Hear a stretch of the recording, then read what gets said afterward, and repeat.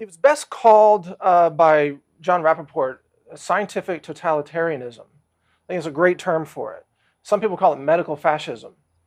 It means that the so-called science, which is really just corporate-driven, fraudulent science, but the so-called science-driven medicine is being forced upon you now in absolute violation of the American Medical Association's Code of Medical Ethics, which says that the patient must be given the choice. The patient must be informed. You know, they talk about informed consent.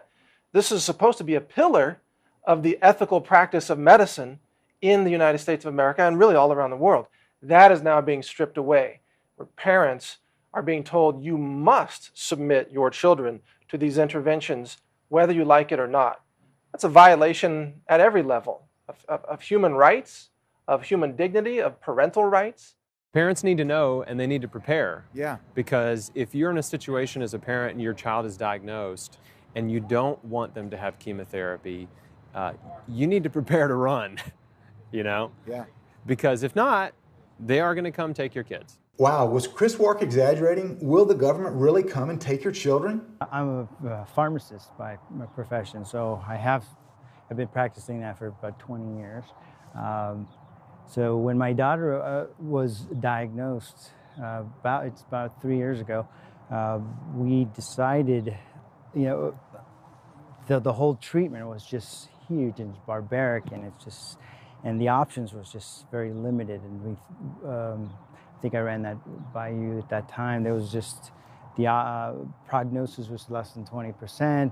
Amputation was almost definite. When the swelling happened, that's where mistake number one. We went to the emergency room. At that point, I thought, well, look, they didn't have significant successes with that, and I thought that, you know, on an ethical standpoint, if you don't have very much, you shouldn't be doing that much. And that's what I thought. I didn't think that they would pursue such aggressive means to get it. And at that point, the doctor was, again, depending on who you get, we had a physician that was very stubborn, thinks that he has all the answers, didn't know anything about what we were approaching. They kept Selena. Oh yeah, Selena with guard. They had armed guards at that point because they knew where my mind was at. They had armed guards at her room. In her room. They knew where my mind was at because my mind was to take her back to the facility of my choice, right? And the facility that would, you know, give her a chance at some sort of a normal life. They came with their lawyers and they said, if you don't sign consent, we're going to take custody of the child. You're going to lose custody of the child. Ultimately, the judge said, you're not an expert. He is, right? The oncologist, he's the expert. So there's nothing he can do, and the custody was given to the state, and then so they took custody of yeah, Selena. Correct, yeah. And then they started aggressive chemotherapy at that point. This is documented. So they knew that, and but they continued with the chemo, and I think that any adult would have been just saying, hey, look, my arm is deteriorating. Every dose you give, my arm is opening up, like it's just opening up, and the wound is getting bigger. And I pleaded with the physician. I have no way to even getting second opinions at that point because the state's got custody. So nor can I go to a physician and say this is wrong. You got to take a look at it because they wouldn't approach us because we don't have custody. Right. You're not the legal custody. You don't have custody of your own child. Correct. The state of Illinois did. State of Illinois. So I pleaded with him. I said, the arm's not going to stand. It's not going to make it. You know, there's all I could do. There's nothing. And every time about 8 white coats come into the room, look at her wound getting bigger and bigger with every dose. As much as I pleaded and as much as I saw, the wound got so big, got infected with MRSA. They're doing all these cultures at that point. The wound, if you see it, is horrific. It's so graphic.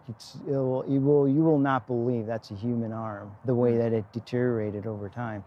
It was just incredible. It was graphic for her. That's post-traumatic stress for her. For us, certainly it is. Sure. Yeah. So then in the end, an amputation was required.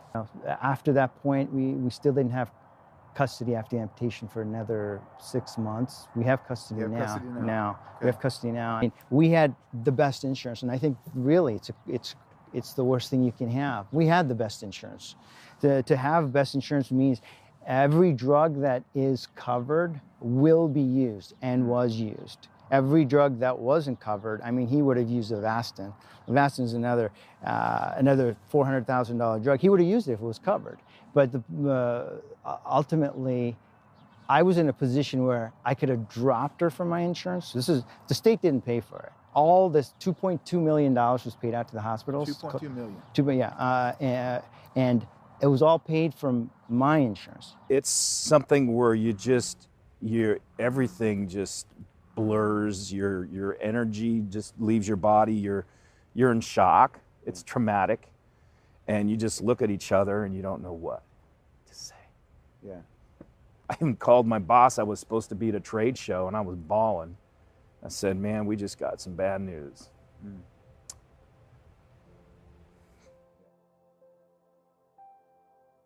But after the first month, and I shared this with you too, we made a decision that we wanted to, since the cancer was so far down and in remission, as they say, and they told us themselves, that we were like, okay, you know what? Thank you for your business. We're good now.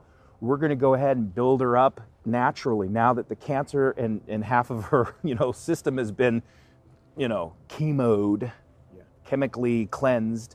We're going to go in and put in the natural good stuff now and see how we can get her to respond there. Well, the hospital didn't like that. When that happened, it wasn't 3 days later, and there was that very, very, very loud, aggressive knock at our door. I'm thinking, that doesn't sound like anybody I know. Nobody knocks like that. Almost sounded like a boot.